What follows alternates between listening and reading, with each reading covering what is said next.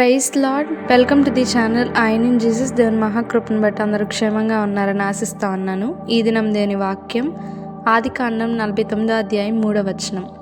రూబేను, నీవు నా పెద్ద కుమారుడవు, నా శక్తియు, నా బలము యొక్క ప్రథమ ఫలమును, ఔన్నత్యాతిశయమును, బలాతిశయమును నీవే. ఈ దినం మనం ఇజ్రాయేల్ గారి జీవితం నుండి మరొక విషయాన్ని ధ్యానించబోతా ఉన్నాం.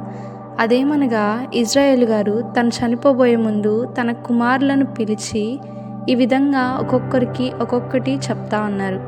మొదటి కుమారుడైన రూబేన్ గారికి ఈ విధంగా చెప్తా ఉన్నాడు, నా శక్తియు, నా బలం యొక్క ప్రథమ ఫలము నీవే. అంటే ఈ దినాల్లో దేవుడు ఆయన యొక్క శక్తి, ఆయన యొక్క బలము మనమై ఉన్నాము. ఎందుకంటే దేవుని యొక్క శక్తి అనగా వాక్శక్తి. దేవుడు మనకు అనుగ్రహించిన వాక్శక్తి కొలది మనం ఎంతమందిని బలపరచగలుగుతా ఉన్నాం, ఎంతమందిని ఆయన యొక్క సన్నిధికి తీసుకురాగలుగుతా ఉన్నాం.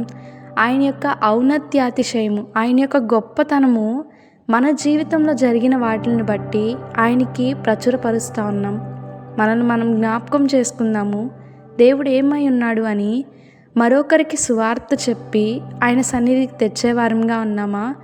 మన యొక్క జీవితంను బట్టి మనమే సువార్తగా మారి అనేక మందిని దేవుని వైపు త్రిప్పేవారంగా ఉన్నామా? మనము తప్పు త్రోవలో నడుస్తూ ఇతరులను కూడా తప్పుడు త్రోవలో నడిపించేవారంగా ఉన్నామా?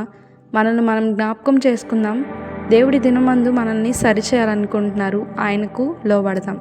ప్రార్థించుకుందాం. మమ్మల్ని మిక్కిలిగా ప్రేమించిన మా ప్రియ పరలోకపు తండ్రి, దేవా, ఈ దినమందు ప్రభా, నీవిచ్చిన సువార్తను మా యొక్క క్రియల్లో మేము చూపించి ప్రభా, మేము నీకు మాదిరికరమైన జీవితాన్ని జీవించి అనేక మందిని నీ వైపు త్రిప్పి నీ బలమును, నీ అతిశయమును ప్రచురపరిచే బిడ్డలముగా మమ్మల్ని తీర్చిదిద్దుతారని సమస్త మహిమ, ఘనత, ప్రభావం నీకు మాత్రమే ఆరోపిస్తూ యేసు ఉన్నతమైన, పరిశుద్ధమైన, అతి శ్రేష్టమైన నామంలో అడిగి వేడుకొని పొందుకొని ఉన్నాం తండ్రి. ఆమెన్. Praise lord.